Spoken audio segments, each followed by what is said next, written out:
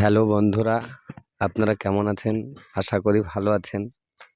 আমরা ভালো নেই এই কারণে যে মামা আমাদের সঙ্গে ভিডিও করতো। এই মামা উনি খুবই মনের মানুষ ছিলেন, খুব ভালো ছিলেন।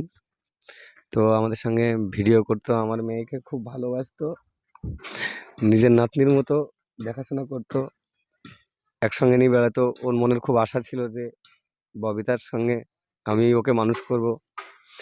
তো উনি ওনার জন্য কাল থেকে বুক ফেটে যাচ্ছে এই কারণে যে কাল 1:30টার সময় উনি ইন্তেকাল করেছেন।